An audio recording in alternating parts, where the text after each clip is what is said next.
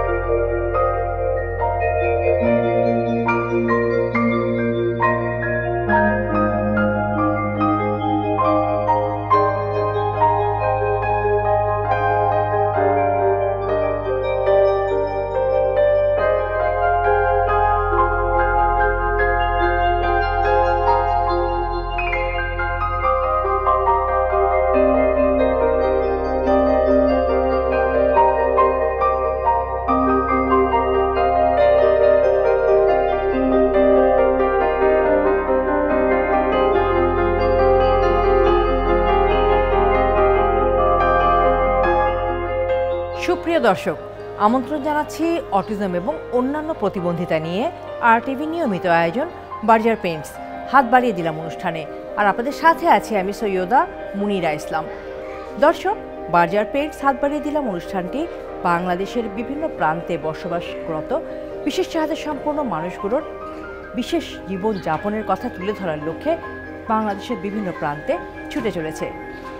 আর তারই ধারাবাহিকতায় আজ বার্জার পেইন্টস হাত বাড়িয়ে দিলাম টিম চলে এসেছে নারায়ণগঞ্জের চাষারায়। দর্শক, আজ আমরা চাষারায় বসবাসকারী বিশেষ চাহিদা সম্পন্ন মানুষগুলোর এই বিশেষ জীবনযাপনের কথা তুলে ধরব বিশেষ চাহিদা সম্পন্ন সন্তানদেরকে নিয়ে এই পরিবারগুলোর এই বিশেষ পথ চলার অভিজ্ঞতার কথা। দর্শক, এই উদ্দেশ্যে যখন আমি চাষারার চানমারি এলাকায় এসে পৌঁছলাম, দেখা পেলাম একটি বিশেষায়িত শিক্ষা প্রতিষ্ঠানের এবং সামনেই বসে থাকতে দেখলাম একদল বিশেষ চাহিদা সম্পন্ন শিশুদের অভিভাবককে। ওনারা তাদের সন্তানকে এই স্কুলে দিয়ে অপেক্ষা করছেন। দর্শক, এবারে আমি পরিচিত হব এই অভিভাবকদের সাথে, শুনবো তাদের এই বিশেষ পথ চলার অভিজ্ঞতার কথা।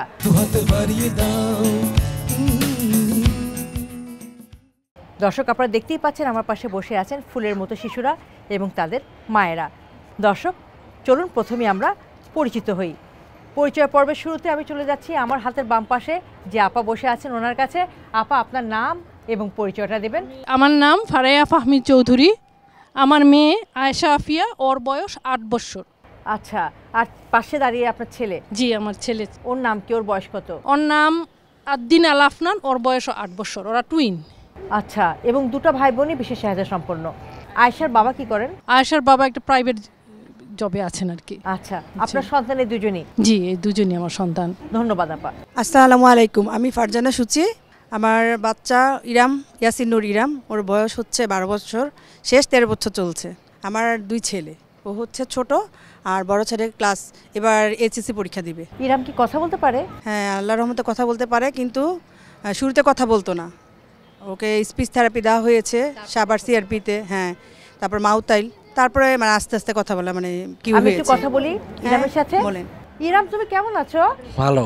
আমার তো খুব ভালো লাগছে যে তুমি আজকের প্রোগ্রামে পার্টিসিপেট করছো, কথা বলছো। আমার অনেক ভালো লাগছে। তোমার কেমন লাগছে? ভালো। ইরাম কি কি করতে পারে? গেম খেলি, আবার ফুটবল খেলি। আচ্ছা, তারপর? আর লেখি। স্কুলে যাও না? যাই। স্কুলে কি করে ইরাম? পড়া করি। তাই নাকি? কোন ক্লাসে পড়ছে ইরাম? 9 আচ্ছা, লার্নিং স্কুলে পড়ছে সে। আচ্ছা আচ্ছা, খুব ভালো লাগছে ইরাম তোমার সাথে কথা বলে। ইরামের বাবার নাম কি? উনি কি করেন? ইরামের বাবার নাম হচ্ছে নূর আহমেদ ফয়সাল, উনি ব্যবসা করে। ইরামের সাথে বাবার বন্ধুত্বটা কতটুকু? হ্যাঁ, ইরামের সাথে বাবার বন্ডিং অনেক ভালো। তাই না? হ্যাঁ, অনেক গভীর বন্ধুত্ব। হ্যাঁ, আচ্ছা, বাবাকে পছন্দ, মানে সে মানে পারিবারিকভাবে মানে বাবা মার সাথে খুব তার অ্যাটাচমেন্ট খুবই ভালো, ভাই মানে সবার সাথেই। আর সবচেয়ে বড় ব্যাপার হচ্ছে যে নর্মাল বাচ্চাদের মধ্যে যে মায়াটা কাজ না করে ওর মানে অনেক মায়া, সহজে যে কারোর সাথে সে মানে মিশে যেতে পারে। তার সবচেয়ে বড় ভালো দিক হচ্ছে এটা, যে কারোর সাথে খুব সহজেই মানে বন্ধুত্বপূর্ণ সম্পর্ক মানে সহজেই স্থাপন করতে পারে। তার মানে আমরা বুঝতে পারলাম যে ইরাম খুব গুড বয়, সবার সাথে তার বন্ধুত্ব, তাই তো ইরাম? ইরামও আসলে সায় দিল আমার কথায়। সবার সাথে মিশতে যেমন সে পছন্দ করে, বন্ধুত্ব করতেও তেমন পছন্দ করে। ওর আসল সমস্যাটা হচ্ছে আপা মানে লার্নিং ডিসেবিলিটি। তার মানে হচ্ছে তার সব এমনি নর্মাল আছে, কিন্তু পড়াশোনার যে ধারণ ক্ষমতাটা ওটা তার ব্রেনে নাই। এটা হচ্ছে তার মানে মূল মানে অসুখটা। ও, বুঝতে পেরেছি। আপনারা তো চেষ্টা করছেন। জি আপা, আমি ছোটকাল থেকে চেষ্টা করছি, ইনশাল্লাহ অনেক মানে ইমপ্রুভ হয়েছে। আর দোয়া রাখবেন যাতে আরও ইমপ্রুভ করতে পারে। নিশ্চয়ই নিশ্চয়ই আপনারা চেষ্টা করছেন, আর চেষ্টা করলে অবশ্যই লক্ষ্যে পৌঁছানো সম্ভব হবে। অনেক ধন্যবাদ আপনাকে। Berger luxury silk wedding lamp শুটে আপনার বিয়ের মোস্ট গ্ল্যামারাস ছবিটি শেয়ার করুন আর টপ কাপল চলে যান মালদ্বীপসে। আপা, আপনার নামটা কি? আসসালামু আলাইকুম, আমি জান্নাত মহল নিসা। ওয়ালাইকুম আসসালাম। আমি অ্যাডভোকেট। আমার মেয়ে আশফিন হোসেন আরিজা, ওর বয়স 9 বছর। আর ওর বাবার নাম মোহাম্মদ শাখাওয়াত হোসেন, উনি একজন ব্যাংকার। ফারিহা আপা, আপনার তো টুইন বেবি। জি, আমার টুইন বেবি। দুটো বাচ্চার মধ্যে সীমাবদ্ধতা ছিল। জি, ওরা তো স্পেশাল নিড, তাই না? জি। এই দুজন স্পেশাল নিড বাচ্চাকে নিয়ে পথ চলতে গিয়ে কি অভিজ্ঞতা হয়েছে আপনার? জি, প্রথম তো 2-1 বছর আমি বুঝতে পারিনি যে দুজনেরই সমস্যা। যখন ওদের বয়স 3-4 হলো তখন দেখলাম ওরা কথা বলে না দেখে তখনই আমাদের একটু সমস্যা হলো যে ওরা কথা বলতেছে না কেন, বা পয়েন্টিং করতে পারছে না, এটা চোখে লাগলো। তখন আমরা ডাক্তার কাছে গেছি, ডাক্তার আমাদের বলছে যে একটা স্পেশাল চাইল্ড এ ধরনের ডাক্তার দেখানোর জন্য। ডাক্তারও দেখানো হয়েছে, কিন্তু কেউ আমাদেরকে এই স্পেশাল নিডস যে স্কুলগুলো আছে এগুলোতে ভর্তি হতে বলে নাই, বুঝছেন? এখানেই আমার সবচেয়ে বড় সমস্যা, আমি পড়ে গেছিলাম। শুধু বলতো যে আপনারা নিয়ে আসেন, আমাদের শিখাই দিত আপনি বাসায় এটা করবেন, বাচ্চার সাথে বেশি করে কথা বলবেন, বাচ্চাকে সময় দিবেন, কিন্তু কেউ কখনো বলে না কোনোই যে স্কুলে ভর্তি করান। পরে যখন দেখলাম যে না, আসলে দুটো বাচ্চা নিয়ে সংসার সামলায় সময় দেওয়া যায় না, সম্ভব না, যেহেতু টুইন বেবি অনেক পেইন, অনেক সমস্যা হয় টুইন বেবিদের নিয়ে। তো আর আবার হাইপার ছিল, দুজনই হাইপার ছিল। তো পরে আমরা বাধ্য হয়েই আমরা একটা থেরাপি সেন্টার একটাতে আমরা গেছিলাম। তো থেরাপি সেন্টারে যাওয়ার পরে যখন এই মহিলা বলল যে আপনার বাচ্চার বয়স তো 4 হয়ে গেছে, অনেকটা লেট হয়ে গেছে, তা আপনি এখন একটা স্পেশাল স্কুলে ভর্তি করান। তখন থেকেই আমরা মূলত আসলে বুঝতে পারছি যে না, আমার বাচ্চা স্পেশাল, আমার স্পেশাল স্কুলে ভর্তি করাতে হবে। তো যাক, আমি স্পেশাল স্কুলে ভর্তি করাইছি। এখন মাশাআল্লাহ আস্তে আস্তে সে ইমপ্রুভ করছে। আমার ছেলে এখন দুটো বাচ্চা স্পেশাল স্কুলে আছে? না, জি না, আমার ছেলে নর্মাল স্কুলে, ও এখন ক্লাস 1-এ পড়ে, এবং মাশাআল্লাহ ওর রেজাল্টও খুব ভালো হয়। ও সবসময়ই মানে প্লেসের মধ্যে থাকে। আর মেয়ে এই যে লার্নিংটি স্পেশাল নিডসে আছে, ও স্পেশাল স্কুলে আছে। জি জি, গত 1 বছর ধরে আমি এই স্কুলে আছি। মাশাআল্লাহ 1 বছরে অনেকটা শান্ত হয়েছে, আর স্পিচও আসছে। অনেক ধন্যবাদ আপা আপনাকে। দর্শক, এবারে চলে যাচ্ছি ফারজান আপার কাছে, শুনবো বিশেষ চাহিদা সম্পন্ন ছেলেকে নিয়ে ফারজান আপার পথ চলার অভিজ্ঞতার কথা। জি আপা। এসব বাচ্চাদের মানে আমরা যারা এইসব স্পেশাল বাচ্চাদের মানে প্যারেন্টস, তারা আসলে পদে আমরা মানে সম্মুখীন হই বাচ্চাদের নিয়ে মানে কষ্টের। দেখা যাচ্ছে যে মানে কমপ্লেন, মানে নিজের ওপর নিজের কমপ্লেন মানে বলে শেষ করতে পারবো না। দেখা যাচ্ছে যে সমাজের মানুষ, আশেপাশের মানুষ, নিজের পরিবারের মানুষ, সবার কাছ থেকে মানে মোটামুটি আমাদের মানে কষ্ট পাইতে হয়, বলতে গেলেও খারাপ লাগে। আপা, আমাদের সন্তান তো, আমরা তো 8-10টা বাচ্চার মার মতোই মা। আমাদের সন্তানরা আমরা চাই মানসিকভাবে ওদের বিকাশ সুস্থ হোক, কিন্তু আমরা তো বুঝতে পারি নাই, যেহেতু 3 বছর যাবত ধরতেই পারি নাই যে বাচ্চা যে এই অটিজমে আক্রান্ত। তা আল্লাহর অশেষ রহমত, সে কথা বলতে পারতো না। সবাই বলতো যে অনেক বাচ্চারা আছে দেরি করে কথা বলে। হয়তো আমরা প্যারেন্টস আমরা ভাবছি যে হ্যাঁ হয়তো দেরি করে কথা বলবে, অনেক বাচ্চা দেরি করে দাঁত ওঠে, অনেক বাচ্চা দেরি করে কথা বলে, দেরি করে হাঁটে, হয়তো এই ধরনের সমস্যা।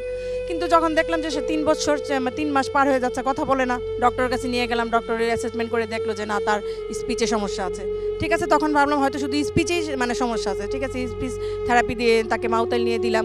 দেওয়ার পরে ওখান থেকে ডাক্তাররা তারা মানে বললো যে না, ওকে সিআরপিতে নিয়ে যান, ওর তো শুধু স্পিচের সমস্যা না, ADHDও আছে। তো ঠিক আছে, ADHD আমি সাভারে নিয়ে গেলাম সিআরপিতে। ওখানে নেওয়ার পর ওখানে ওরা আমি 1 মাস ওখানে রাখছি। রাখার পর ওরা আমাকে সাজেস্ট করেছিল আসলে 4 মাস, কিন্তু আসলে ওইটাই আমার জীবনের সবচেয়ে বড় ভুল। 4 মাস যদি আমি বাচ্চাটাকে ওখানে রেখে পুরো মানে ট্রিটমেন্টটা করাই নিয়ে আসতাম, হয়তো আমার বাচ্চাটা আজকে এই সাফারটা হতো না। কিন্তু দেখা যাচ্ছে যে সংসারের চাপ, বড় বাচ্চা আছে, ফ্যামিলির চাপ, ওদের কথা চিন্তা করতে গিয়ে মানে এইসব বাচ্চাদের প্রতি আমরা নজর দিতে পারি না ঠিক মতো। বড় বাচ্চার স্কুল নষ্ট হয়ে যাচ্ছে, ওই যে হাজব্যান্ডের খাওয়া দাওয়া, সংসার কীভাবে চলবে, এগুলি চিন্তা করতে গিয়ে না মনে করি যে ও তো অসুস্থ, ওর দিকে তেমনভাবে নজর দিই না। আসলে এটা আমাদের সবচেয়ে মানে বড় একটা ভুল। এখন আমি বলবো সব গার্জেনদের, যারা এইসব বাচ্চাদের মানে প্যারেন্টস, তারা সংসার অন্যান্য সুস্থ বাচ্চাদের মানে বাদ দিয়ে এসব বাচ্চাদের প্রতি সব কিছু খেয়াল করুক, কারণ এইসব বাচ্চাদের সাপোর্ট দেওয়ার মতো আমরা বাবা মা ছাড়া অন্য কেউ নাই। তো এখন আমার মনে হয় যে আসলে জীবনের সবচেয়ে বড় ভুলটা আমার ওইখানেই হয়েছে। আমি ওকে 1 মাস ওখানে থেরাপি দিয়েছি, 4 মাস কন্টিনিউ করতে পারিনি। বড় বাচ্চার স্কুল নষ্ট হয়ে যাচ্ছে, বাসায় চলে আসছি। তো যাই হোক, আসার পরে ওরে এখানে মানে স্কুলে দিলাম। স্কুলে দেওয়ার পরে আপা দেখা যাচ্ছে যে মানে ওইসব আরও যে বাচ্চা, ওর তো আল্লাহর রহমতে ওর শারীরিকগতভাবে অটিজম নাই। স্কুলে দেওয়ার পরে দেখা যাচ্ছে ও শারীরিকগতভাবে যেসব বাচ্চারা অটিজম, ওদের থেকে ও মানে সব মানে আয়ত্ত করতে লাগলো। মুখ বাঁকা করে কথা বলে, অনেকের লালা পড়তে থাকে, আঙ্গুল বাঁকা করে এক শব্দকে বারবার রিপিট করে। তো আমি যখন doctor Mizanur Rahman sir, neurologist, Dhaka PG হাসপাতাল, তো স্যারকে দেখালাম, স্যার বলো যে না, ওকে ওইখানে দরকার না, ও যখন ওগুলি মানে রিপিট করছে, ওখানে আয়ত্ত করে ফেলছে তার অ্যাক্টিভিটিসগুলি, তুমি নর্মাল স্কুলে দাও। ঠিক আছে, আমি ওকে নর্মাল স্কুলে দিলাম। নর্মাল স্কুলে দেওয়ার পর দেখা যাচ্ছে ওইসব বাচ্চাদের সাথে আগাতে পারছে না, মানে তাল মিলাতে পারছে না। ওখানেও দেখা যাচ্ছে যে মানে একটা মানে পলিটিক্সের শিকার হয়ে যাচ্ছে। গার্জিয়ানরা তারপরে দেখা যায় দুষ্টামি করে, নিতে পারে না, কমপ্লেন দেয়। তারপর দেখা যাচ্ছে আবার টিচাররাও মানে ঠিকমতো অ্যাসিস্ট করতে পারতেছে না, অন্যান্য বাচ্চাদের সাথে ওকে তাল মিলাতে পারতেছে না। তো ওনাদেরও একটু কমপ্লেন। পরে চিন্তা করলাম যে না, তারপর করোনা চলে আসলো। তারপর আবার দেখলাম স্কুল থেকে বিরতি নিলাম। বিরতি নেওয়ার পর আবার তাকে স্কুলে দিলাম, যেহেতু সে মানে শারীরিকগতভাবে বয়সগতভাবে মানে বড় হয়ে যাচ্ছে। তখন তাকে যখন আমি মানে তার ব্রেন তো বয়সের তুলনায় ছোট, 3-4 বছর বাচ্চার মতো তার ব্রেন। তো যখন আমি যে বাচ্চাদের সাথে স্কুলে দিলাম, তখন সে আবার অ্যাডজাস্ট করতে পারতেছে না, আর ওই বাচ্চারাও তার সাথে মানে মেনে নিতে পারতেছে না। দেখা যাচ্ছে ও বসতে পারে না ওদের সাথে, মানে স্কুলে গিয়ে মানে সমস্যা হচ্ছে। পরে আবার আমি চিন্তা ভাবনা করে নারায়ণগঞ্জ সুইট স্কুল ছিল, ওইখানে আবার দিলাম, ওখানে দিলাম। আর এই পিজিতে ইপনিল আছে বাচ্চাদের, ওখানে আমি তো স্ট্রাগল আপা অনেক করেছি। দেখা যেত ওই নারায়ণগঞ্জ থেকে সেই 8টা বাজে ওখানে সিরিয়াল দেওয়া লাগতো। তো ভোর 6টা বাজে এখান থেকে এই বাচ্চা নিয়ে, বোন নিয়ে বা বাবা নিয়ে যেতাম। ওর বাবা আবার শারীরিকভাবে অসুস্থ, ওনার স্পাইনাল কর্ডের সমস্যা থাকার কারণে আর্থিকভাবে মানে সহায়তা করছে, কিন্তু মানে শারীরিকভাবে কখন আমি সহায়তাটা পাইনি, কারণ স্পাইনাল কর্ডের হ্যাঁ ওইটা পারে না, কারণ না কারণ ওর স্পাইনাল কর্ডের সমস্যা, যার কারণে মানে দৌড়াদৌড়ি করতে পারতো না। অনেক ধন্যবাদ আপা আপনাকে। দর্শক, এখন কথা বলবো জান্নাত আপার সাথে। আরিজাকে নিয়ে পথ চলতে যে কি ধরনের চ্যালেঞ্জ মোকাবেলা করতে হচ্ছে আপনাকে?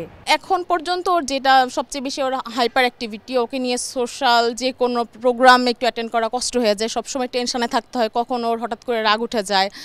এবং ওর কিছু বিহেভিয়ার প্রবলেম আছে, যেমন আপনার কিছু না, আপনার গলার চেনটা ধরলো, ঘড়িটা ধরলো, এরকম হঠাৎ করে কারো সবাই আসলে ভালোভাবে নেয় না অনেক সময় ব্যাপারটা। আর এখন আমি মনে করি যে এই যে আপনার একটা প্রোগ্রাম করছেন, এইসব প্রোগ্রাম আরও বেশি বেশি করা উচিত। তাহলে মানুষের মধ্যে সচেতনতা, মানুষ শিখবে, জানবে, বুঝবে যে আসলে ওদের বিহেভিয়ারটা মানতে হবে, আমাদের আসলে কিছু করার না, ওদের বিহেভিয়ারটা এমন। আর তারপরও আলহামদুলিল্লাহ, আমি মনের মধ্যে কষ্ট থাকলেও সবসময় শুকরিয়া করি, হাসি খুশি থাকার চেষ্টা করি, কারণ আমি ভালো থাকলেই তো আমার বাচ্চাটা ভালো থাকবে। এই চ্যালেঞ্জগুলো উত্তরণের উপায় কি?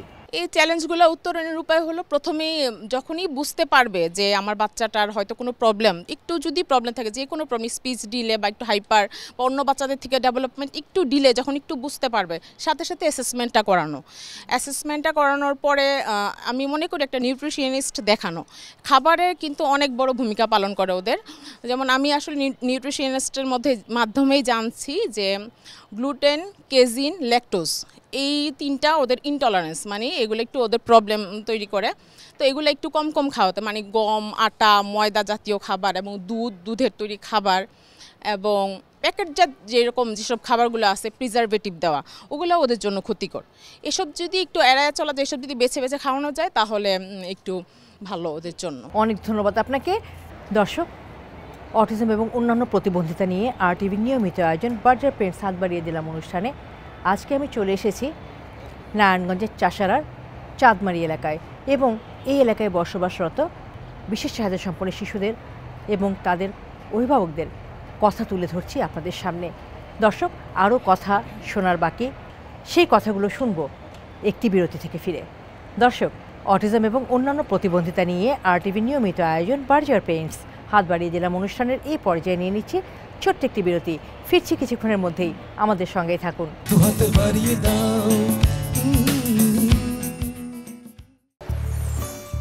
Berger luxury silk wedding lamp শুটে আপনার বিয়ের মোস্ট গ্ল্যামারাস ছবিটি শেয়ার করুন, আর টপ কাপল চলে যান মালদ্বীপসে।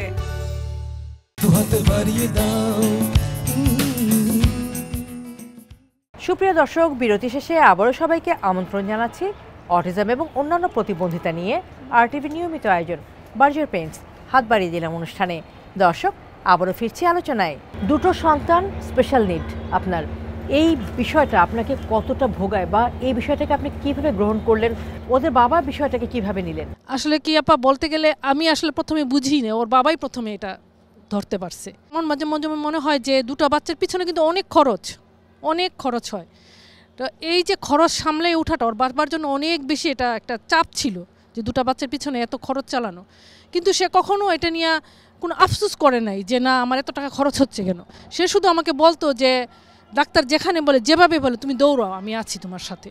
কিন্তু আমি বুঝতাম সে এটা নিয়ে সে মানসিক চাপের মধ্যে আছে, সে হয়তো টাকা জোগাড় করতে অনেক সময় হিমশিম খাচ্ছে, কিন্তু সে আমাকে এটা বুঝতে দেয় না যে এত বড় একটা সাপোর্ট আমি আমার হাজব্যান্ডের কাছ থেকে পাইছি। আর সর্বোপরি হ্যাঁ, আমার ফ্যামিলির কাছ থেকেও পাইছি। আমার বাবার বাড়ি আসলে দূরে, আমার বাবার বাড়ির কাছ থেকে আমি তেমন একটা সাপোর্ট পাইনি। এখানে আমার শ্বশুর বাড়ি আছে, আমার শ্বশুর শাশুড়ি আমার যথেষ্ট সাপোর্ট দিছেন। এটা আসলে অনেক বড় একটা বিষয় যে স্পেশাল নিড বাচ্চাদের নিয়ে পথ চলতে যে যখন পরিবার পাশে থাকে, হাজব্যান্ড পাশে থাকে, পরিবারের অন্যান্য সদস্যরা পাশে থাকে, এটা একটু সহজ করে দেয় এই বিশেষ পথ চলা। জি জি জি, জি আপা, আরও শুনবো আপনার কাছ থেকে। অনেক ধন্যবাদ আপা আপনাকে। দর্শক, এবারে চলে যাচ্ছি ফারজানা আপার কাছে, শুনবো বিশেষ চাহিদা সম্পন্ন ছেলেকে নিয়ে ফারজানা আপার পথ চলার অভিজ্ঞতার কথা। বর্তমানে এই সময় আসলে কি ধরনের চ্যালেঞ্জ মোকাবেলা করছেন ছেলেকে নিয়ে পথ চলতে যেয়ে? আপা ছেলেকে নিয়ে এখন তো আমি যাচ্ছি যে আপা ওর যেহেতু মেইন সমস্যা হচ্ছে লার্নিং ডিসেবিলিটি, পড়াশোনার ধারণ ক্ষমতা তার মধ্যে নাই। আল্লাহর রহমতে এখন আস্তে আস্তে স্পিচও ঠিক হয়েছে, তার আচরণগত ADHD হাইপার মানে এগুলি সব এখন আস্তে আস্তে কমে গেছে আপা। আল্লাহর রহমতে এখন মনে করি আলহামদুলিল্লাহ মানে বেহেস্তে আসি মনে করি আপা। কিন্তু এমন একটা সময় গেছে আপা, মানে খুব কষ্ট হয়েছে। দেখা যাচ্ছে এখন তো ও বুঝে পারিবারিক নিজের মানুষের কাছেই, মানে দেখা যাচ্ছে আমার বাচ্চার সামনে অন্য একটা সুস্থ বাচ্চাকে মানে আদর করছে, আমার বাচ্চা মানে অবহেলিত হচ্ছে মানে নিজেদের কাছেই। তো মানে এত খারাপ লাগতো যে আপা আমরা মুখে মুখেই মানে বানিয়ে দেই যে এইসব স্পেশাল বাচ্চাদের আমাদের মানে স্পেশালভাবে দেখা উচিত, কিন্তু না, বলি ঠিকই কিন্তু কাজে করি না। কাজের বেলায় দেখা যায় ওদের আমরা নেগলেক্ট করে যাচ্ছি। তখন খুব খারাপ লাগে যে আজকে আমার বাচ্চাটা, এখন তো ও বড় হয়েছে, এখন তো বলে আম্মু ওরে না ও আদর করছে আমাকে করে নাই। তখন ও বলি যে থাক বাবা, কী হয়েছে, তোমার বাবা আছে না, তোমার মা আছে না, তোমাকে আদর করে না? বলে হ্যাঁ ঠিক আছে, মানে কষ্ট পায়। এখন তো বলতে পারে, অনুভূতি প্রকাশ করতে পারে। তো অনেক কিছু আপা কষ্ট লাগে। তারপর আরও আছে আপা, যেমন ধরুন আমি ছোটো থেকে ছোটোভাবে বড় হয়ে আসছি একভাবে, এখন আমার বাচ্চাটা অসুস্থ বা আমি মানে সব কিছু তালমিল মিলেও যখন আমি আমার নিজেকে একটু মানে ভালোভাবে গুছিয়ে চলতে চাই, এটা নিয়েও অনেকে বাবা মানে সমালোচনা করে যে বাবা এত কিছুর পরে আবার নিজে এত মানে ফিটফাট হয়ে চলে। তখন খুব খারাপ লাগে যে আল্লাহ, আমার বাচ্চাও মানে অসুস্থ, আমি কতটা মানে কষ্ট করে সংসার, বড় বাচ্চার সব কিছু, হাজব্যান্ড, তারপরে সংসারের মানে পারিশ্রমিকতা সব কিছু ঠিক রেখে তারপর এই বাচ্চাকে টেক কেয়ার করতে হয়, করে তারপর নিজে একটু ঠিক হলে এটাও মানুষ নিয়ে সমালোচনা করে। মানে কোন ধরনের সমাজে আমরা বাস করি? তা আমি আর মানে রিকোয়েস্ট যে সমাজের অন্যান্য মানুষের কাছে আপনাদের মন মানসিকতাটা একটু বড় করেন। আমরা কত কষ্ট করি এই বাচ্চাদের নিয়ে, আমাদের প্রতি পদে পদে তাদের নিয়ে আমাদের কষ্ট করা লাগে। তাদের খাওয়া থেকে আরম্ভ করে, জুতা পরা থেকে আরম্ভ করে, গোসল থেকে আরম্ভ করে, পড়াশোনা, অ্যাডভাইস সব কিছু রীতিমতো আমরা যুদ্ধ করে চলি। তারপর সংসারে তো অন্য কিছু আছেই, তারপরও চিন্তা করি যে নিজেকে মানে একটু গুছিয়ে চলার জন্য, কিন্তু সমাজ হয়তো ভালোভাবে দেখে না। ফারজানা আপা যে কথাগুলো বললেন, এই কথাগুলো অনেক কষ্টকর অভিজ্ঞতা থেকে বলা। তবে আলহামদুলিল্লাহ আপা যে আমার বাচ্চার সাথে ওর বাবার বন্ডিং খুবই ভালো, মানে আমার ভাইয়ের সাথে সবার সাথে মানে বন্ডিং খুবই ভালো। আর সবচেয়ে বড় কথা, আমি আমার বাবার বাড়ির মানুষ থেকে অনেক সাপোর্ট পাইছি এই ব্যাপারে। মা মানে নানা আমার বাবাকে নিয়ে, ডাক্তার বা বোনেরা, মার এখনও মানে যান জীবন খুব। আর আমার বান্ধবীরা ওকে মানে অনেক সাপোর্ট দেয়। দেখা যাচ্ছে ওর তো বন্ধু মহল তৈরি করতে পারে না ও, কিন্তু আমার বান্ধবীদের মনে করে যে ওইটাই ওর মানে গ্রুপ। আমাকেই নিজ থেকে বলে আম্মু আন্টিদের সাথে প্ল্যান করো কোথায় ঘুরতে যাবে, মানে ওর মানসিক বিকাশে ওদের দায়িত্ব খুব একটা বেশি। ডাক্তার খালি বলতো কি ওকে সমবয়সী বাচ্চাদের সাথে মিশাও, ওদের অ্যাক্টিভিটিস দেখলে ও আস্তে আস্তে ওগুলি শিখবে। বা তারপরে আশেপাশে বেড়াতে নিয়ে যাবা, মানুষের বাসায় বেড়াতে যাবা, মেহমানদের বাসায় যাবা, আত্মীয় স্বজনের বাসায় যাবা। তখন যখন মানুষের দেখা যেত যেতাম, আমার সন্তানের এগুলি অন্যের ভালো লাগতো না। ওকে এইটা ধরতো হাইপার ছিল, এইটা করতো, মানে ওইটা তো অন্য মানুষের ভালো লাগতেছে না। আমার তো বুঝি এটা যে আমার একটা অসুখ, কিন্তু অন্য তো স্বাভাবিকভাবে নেয় না। তখন যখন আমি চিন্তা করলাম যে না, আমার যখন বান্ধবীরা আছে ওদের সাথে আমি একটু ঘুরতে যাবো, ওরে নিয়ে যাবো সাথে, ওদের কাছে গেলে আস্তে আস্তে দেখলাম যে না, ওইভাবে ওর বিকাশটা খুব ভালো হচ্ছে। ও বাইরে যাচ্ছে, মিশছে, ওদের সাথে মানে কোয়ালিটি টাইম স্পেন্ড করাতে আমার সাথে সাথে ও মানে আরেকটা এনজয় করতে পারতেছে। এখন ও আমার নিজে থেকে বলে আম্মু আন্টিদের সাথে প্ল্যান করো কোথায় যাবা, মানে কতদিন গেলে, মানে এটা ওর জন্য বিরাট একটা সাপোর্ট আমি মনে করি। অবশ্যই বিশেষ চাহিদা সম্পন্ন শিশুদের আসলে সুষ্ঠুভাবে বেড়ে ওঠার জন্য প্রয়োজন একটি সুন্দর স্বাভাবিক পরিবেশ, সবার সাথে মেশার অবাধ একটা সুযোগ, আর এই সুযোগটা তৈরি করে দিতে হবে আমাদেরই। দর্শক, এখন চলে যাচ্ছি আরিজার আম্মু জান্নাত আপার কাছে। বাসায় ওকে ম্যানেজ করার মতো ফ্যামিলি মেম্বার তেমন নাই, আর কাজের লোকের কাছে যে রেখে যাব সেই ভরসা আসলে পাই না। আর ওকে আসলে ম্যানেজ করার মতো কাজের লোক সেভাবে পাই না, কারণ ওদেরও প্রশিক্ষণ সম্পন্ন হতে হবে একটা কাজের লোক যদি ওকে রাখতে ওইভাবে রাখতে হবে। এজন্য আসলে নিজের ক্যারিয়ার আসলে মোটামুটি বিসর্জনই দেওয়া লাগছে। আর আসলে মেয়েকে নিয়ে তেমন কিছু বলতে পারি না, কারণ অনেক ইমোশনাল হয়ে যায়, এই জন্য বলতে পারি না। তারপরও সবচেয়ে বড় ব্যাপার সেটা মেনে নেওয়া। যখন মানতে পারি নাই ততদিন অনেক নিজের সাথে নিজেকে আসলে যুদ্ধ করা লাগছে। যখন মেনে নিছি যে হ্যাঁ আমার বাচ্চা অটিজম, এই জন্য আই হ্যাভ টু ফাইট, তখন থেকে আসলে আমি নিজেকে একটু মানিয়ে নিছি যে ওকে ভালো রাখতে হলে আমাকে ভালো থাকতে হবে আগে। এই জন্য আসলে নিজেকে মানিয়ে নেওয়ার পরে এখন আসলে আমি পথ চলতেছি। এই তো আস্তে আস্তে হয়তো আগের চেয়ে একটু ইমপ্রুভমেন্ট হচ্ছে, এবং ও তো আসলে অটিজম যে পুরোপুরি সুস্থ হয়ে যাবে, ঠিক হয়ে যাবে, নর্মাল মানুষের মতো লাইফ লিড করবে, এটা আসলে আশা করি না। কিন্তু মানে ওর নিজস্ব যে চাহিদা, যে কার্যক্রমগুলো সারাদিনের, এগুলো যেন মোটামুটি কমপ্লিট করতে পারে নিজের হাতে, এইটুকুই আপাতত আশা করি। আর কিছু যেন একটু পড়াশোনাও করতেছে মোটামুটি, দোয়া করবেন। আপনার সন্তান কয়জন? 2 জন। আচ্ছা, মেয়ে বড়? জি। আর তারপর ছেলে 4 বছর। 4 বছর। আচ্ছা আচ্ছা, আল্লাহর মধ্যে সে ঠিক আছে তো? আলহামদুলিল্লাহ এখনো ঠিক আছে, সামনের বছর স্কুলে যাবে জুন থেকে ইনশাআল্লাহ। আলিজা কি কথা বলতে পারে? হ্যাঁ, মোটামুটি কথা বলতে পারে। আমি একটু কথা বলি আলিজার সাথে। অবশ্যই। আরিজা কেমন আছো? আমি ভালো আছি। আচ্ছা, আরিজা কি করতে বেশি ভালো লাগে? গান শুনতে ভালো লাগে। আচ্ছা, তার মানে আরিজার গান শুনতে অনেক ভালো লাগে। কোনো নির্দিষ্টতা আছে যে এর অমুক গান বা অমুক শিল্পীর গান? না, এরকম নাই, বাচ্চাদের গানগুলো, বাচ্চাদের রাইমস যেগুলা, ওগুলাই পছন্দ করে।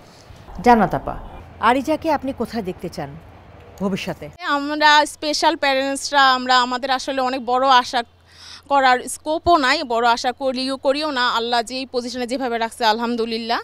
তারপর আমি এতটুকুই চাই যে ও যেন অন্তত নিজেরটা নিজে করে, নিজের সুন্দর মতো, মানে আমি যখন এই দুনিয়াতে থাকবো না তখন যেন একটু নিজের ঠিক মতো নিজেরটা করে, নিজেরটা বুঝে একটু চলতে পারে। আমার এইটুকুই ওর জন্য চাওয়া।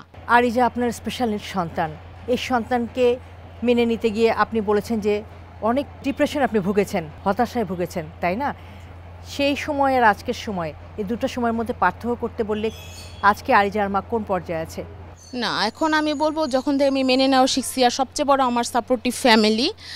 আমি তখন থেকে আমি ভাবছি যে আমি যদি ঠিক থাকি, আমি যদি ডিপ্রেশনে পড়ে যাই, আমি আসলে আমার মেয়েটাকেই টেক কেয়ার করতে পারবো না। এবং আমি ওখান থেকে এখন নিজেকে ডিপ্রেশন থেকে অনেকটাই কাটিয়ে উঠছি ডিপ্রেশন। এই ভাবনাটা কি কখনো ভাবায় যে আপনি থাকবেন না, আরিজা বেঁচে থাকবে পৃথিবীতে, তখন আরিজার কি হবে? এটা আমার সবসময়ই মনে হয়, এবং আমি আসলে অনেক দেখি ইউটিউবে, বিভিন্ন জায়গায় বিভিন্ন ভিডিও পড়ি যে উন্নত দেশে, আসলে উন্নত রাষ্ট্রে অটিজম শিশুদের জন্য সরকার অনেক রকম ব্যবস্থা করে রাখছে। আমাদের সরকারও অনেক কিছু করছে, প্রতিবন্ধী শিশুদের জন্য অনেক স্টেপ নিছে। সরকার যদি আরও একটু স্টেপ নেয়, আসলেই আমি মারা যাওয়ার পর, আমি যখন এই দুনিয়াতে থাকবো না, তখন আমার বাচ্চার কি হবে, ওটা চিন্তা করলে আসলেই রাতের ঘুম হয় না, দিনের কাজকর্ম, ওগুলো বললে দুনিয়া থেমে যায় আসলে। এই জন্য আমি চাই সরকার যদি কিছু একটা ইনিশিয়েটিভ নেয় ওদের জন্য, ওদের ওয়েলফেয়ারের জন্য, তাহলে খুবই ভালো হবে। অসংখ্য ধন্যবাদ আপনাকে। দর্শক, অটিজম এবং অন্যান্য প্রতিবন্ধিতা নিয়ে RTV নিয়মিত আয়োজন বার্জার পেইন্টস হাত বাড়িয়ে দিলাম অনুষ্ঠানের এই পর্যায়ে নিয়ে নিচ্ছি একটি ছোট্ট বিরতি। ফিরবো কিছুক্ষণের মধ্যেই, আমাদের সঙ্গে থাকুন।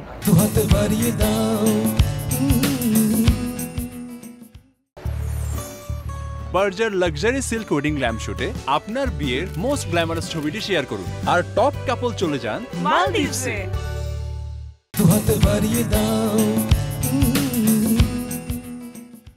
দর্শক, বিরতি শেষে আবারও সবাইকে আমন্ত্রণ জানাচ্ছি অটিজম এবং অন্যান্য প্রতিবন্ধিতা নিয়ে RTV নিয়মিত আয়োজন বার্জার পেইন্টস হাত বাড়িয়ে দিলাম অনুষ্ঠানে। দর্শক, আবারও ফিরছি আলোচনায়। আপা, দুটো সন্তান স্পেশাল আপনার, এই দুটো সন্তানকে নিয়ে পথ চলতে যে ঠিক এই মুহূর্তে কি ধরনের চ্যালেঞ্জ আপনাকে মোকাবেলা করতে হচ্ছে? আমার প্রথম চ্যালেঞ্জ হচ্ছে কি আপা, রাস্তাঘাটে চলতে গেলে আমাদের অনেক সমস্যার সম্মুখীন হতে হয়। তো এই চ্যালেঞ্জটা সবসময় বাসা থেকে বের হওয়ার সময় আমাদের মাথায় রাখতে হয় যে এখন একটা কিছুর মুখোমুখি হলে এটা আমাদেরকে লড়াই করে আমাদের চলতে হবে। সাধারণ মানুষ আসলে এটা বুঝতে পারে না। এটাই হচ্ছে আপা এখন মানে পথ চলার ক্ষেত্রে আর কি সবচেয়ে বড় চ্যালেঞ্জ। এই চ্যালেঞ্জ উত্তরণের উপায়টা কি? আপনি দুটো বিশেষ চাহিদা সম্পন্ন সন্তানের মা হিসাবে কি মনে করেন? উত্তরণের একটাই উপায়, সাধারণ যারা মানুষ আছে যাদের ঘরে এ ধরনের সন্তান নেই, এরা আসলে বুঝবে না কখনই। তো আমাদের একটাই অনুরোধ থাকবে যে ওনারা যেন বুঝতে পারে, ওরা একটু হেল্প, ওদের কাছ থেকে আমরা একটু হেল্প চাই, একটু সহযোগিতা চাই। বাচ্চা একটু বিরক্ত করলো, ওনারা আরও বিরক্ত হয়ে যায়। অনেকে বলে যে এই পাগল নিয়ে কেন ঘর থেকে বের হয়, এই ধরনের কথাও আমাদের শুনতে হয়। ঘরেই রাখেন, বাচ্চাটা বুঝে না, তো নিয়ে বের হচ্ছেন কেন? কিন্তু ওনাদের যদি একটু সাহায্য সহযোগিতা পাই, তাহলে আমাদের পথ চলাটা অনেক সহজ হয়ে যায়। সেটাই আসলেই ওদেরকে নিয়ে পথ চলতে যেয়ে ওদের জন্য একটি সুন্দর ভবিষ্যৎ তৈরি করে দেওয়ার জন্য সকলের সহযোগিতার দরকার। সহমর্মিতা নিয়ে যদি সবাই এগিয়ে আসে, তবেই আমরা নিশ্চিত করতে পারবো ওদের নিরাপদ সুন্দর আগামী। ইয়াসিন, বলো তোমার কয়টা বন্ধু? আমার অনেকগুলো বন্ধু। অনেকগুলো বন্ধু? আচ্ছা, এই বন্ধুদের সাথে কি খুব গল্প করা হয়? হ্যাঁ, খেলাধুলা করা হয়? অনেক মজা করা হয়? আচ্ছা, বন্ধুরা কি বলে ইয়াসিনকে? বন্ধু বলে। বন্ধু বলে। ইয়াসিন যেমনটি বলল যে তার বন্ধুরা তাকে বন্ধু বলে ডাকে। আমরা চাই আমাদের বিশেষ চাহিদা সম্পন্ন ইয়াসিন এবং তাদের বন্ধুদেরকেও সবাই বন্ধু বলেই ডাকুক। দর্শক, এখন কথা বলবো জান্নাত আপার সাথে। আরিজাকে নিয়ে এই যে দীর্ঘ পথ আপনি চলছেন, এই পথ চলার অভিজ্ঞতার কথা শুনতে চাই। আসলে অভিজ্ঞতাটা খুবই স্ট্রাগলপূর্ণ। মেয়ে যখন থেকে বুঝতে পারছি যে ওর অটিজম, তখন থেকে আসলে আমি অ্যাসেসমেন্ট করিয়েছি এবং তখনই ডাক্তার প্লাস স্পেশাল স্কুলিংও শুরু করেছি। আসলে সমাজ এবং পারিপার্শ্বিক অবস্থা আমাদের অটিজম সন্তানদের জন্য একদমই অনুকূল না। কারণ এখন হয়তো অটিজম অনেক পরিচিত সবার কাছে, কিন্তু কয়েক বছর আগেও আসলে আমিও ঠিকমতো জানতাম না অটিজম আসলে কী। আমিও বাচ্চা হওয়ার পরে কয়েক বছর পর যখন বুঝতে পারছি, তখন আমিও প্রচণ্ড ডিপ্রেশনে চলে গেছি। ওই ক্যারিয়ার তো সেজন্যই বললাম, ক্যারিয়ার তো তখনই বিসর্জন, আসলে যে যাব প্র্যাকটিস করব কাজ করব সেরকম মেন্টালিটি আমার আসলে ছিলই না। আমি, আমার হাজব্যান্ড আর আমাদের দুই ফ্যামিলি, আমরা দুই বোন, আমার হাজব্যান্ডরাও দুই ভাই এক বোন, মানে আমাদের পুরো ফ্যামিলিতে ও প্রথম বেবি এবং খুবই আদরের বেবি। আমরা আমি শকড হয়ে গেছিলাম। আর সবাই আসলে অনেক স্ট্রাগলের কথা বলবে ফ্যামিলিতে, কিন্তু আসলে আলহামদুলিল্লাহ আমার ফ্যামিলির মতো এত সাপোর্টিভ আমার শ্বশুরবাড়ি এবং আমার বাবার বাড়ি দুইজনে এত সাপোর্টিভ যেটা বলার না। আমার শ্বশুর শাশুড়ি বা আমার দেবর ননদ আজ পর্যন্ত বলে নাই যে ও এমন কেন, এই কথাটাও কখনো বলে নাই।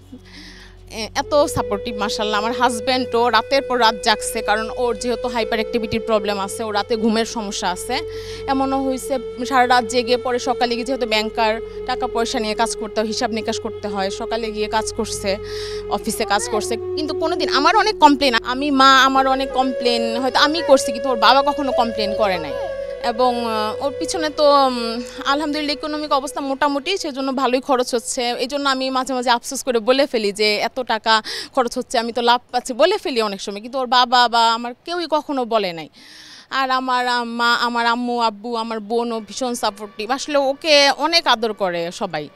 যত বেশি আদর করা হয়, যত বেশি ওদেরই করা হয়, তত ওরা ভালো থাকে, ওদের হাইপার অ্যাক্টিভিটিও কম থাকে। তারপরেও আমাদের আসলে রাস্তাঘাটের অবস্থাও অনেক খারাপ, কারণ ওদের কি আমার মেয়ের বিশেষ করে হর্নের প্রবলেম হয়। তো আমার জাস্ট 10 মিনিটের রাস্তা, সেখানে আসতে আমার আধা ঘন্টা লাগে জ্যামের কারণে, এবং এত পরিমাণে হর্ন বাজানো হয় এত জোরে জোরে, এগুলো আসলে কিন্তু উন্নত বৃষ্টি হয় না। আমার খুব খারাপ লাগে এই জন্য, এবং ও এটা সহ্য করতে পারে না, ও চিৎকার কান্নাকাটি শুরু করে। এটা আমার জন্য এটা একটু সবার কাছে এর মাধ্যমে যদি আমি পৌঁছাতে পারি, যদি হর্নটা একটু কমানো যায়, কারণ অহেতুক হর্ন দিচ্ছে, এমন না যে দরকারে হর্ন দিচ্ছে, এটা আমার একটা বড় সমস্যা। আর এমনি আলহামদুলিল্লাহ আমি, আমার ফ্যামিলি, আমার আশেপাশের প্রতিবেশীরাও অনেক সাপোর্টিভ। অনেক ধন্যবাদ আপনাকে। দর্শক, আমরা যখন ইয়াসিনদের মতো বিশেষ চাহিদা সম্পন্ন মানুষদের কথা শুনি, তাদের মা বাবার কথা শুনি, তাদের কথা শুনে মনে হয় যে এত সংগ্রাম বোধহয় আর কোনো পরিবারকে করতে হয় না, যে সংগ্রাম একজন স্পেশাল নিড বাচ্চাকে নিয়ে সেই পরিবারটাকে করতে হয়। দর্শক, আমাদের সামাজিক দায়িত্ববোধ থেকে, আমাদের মানবিক মূল্যবোধ থেকেও কিন্তু উচিত এগিয়ে আসা এবং সহমর্মিতা নিয়ে আমাদের এই বিশেষ চাহিদা সম্পন্ন মানুষগুলো এবং তাদের পরিবারগুলোর পাশে দাঁড়ানো, তাদের এগিয়ে নিয়ে যাওয়ায় অংশগ্রহণ করা। আমরা আরও মানবিক হব, আমরা আমাদের দায়িত্ববোধের জায়গা থেকে এগিয়ে আসব আমরা সহমর্মিতার হাতটি বাড়িয়ে দেব আমাদের এই বিশেষ চাহিদা সম্পন্ন বন্ধুদের প্রতি, তাদের পরিবারের প্রতি। এগিয়ে নিয়ে যাব ওদেরকে একটি সুন্দর নিরাপদ আগামীর দিকে, রচনা করব একটি সুন্দর ভবিষ্যৎ তাদের জন্য। সেই প্রত্যাশা রেখে আজকের মতো এখানেই শেষ করছি অটিজম এবং অন্যান্য প্রতিবন্ধিতা নিয়ে RTV নিয়মিত আয়োজন বার্জার পেইন্টস হাত বাড়িয়ে দিলাম অনুষ্ঠান। দেখা হবে আগামী পর্বে। সেই পর্যন্ত সবাই ভালো থাকুন, সুস্থ থাকুন, RTVর সঙ্গেই থাকুন। স্বপ্ন জড়িয়ে দাও অবুঝ কুসুম কলি রঙেতে রাঙিয়ে, যদি মমতার রঙে তার রাঙিয়ে নাও। হাত বাড়িয়ে দাও, দু হাত বাড়িয়ে দাও।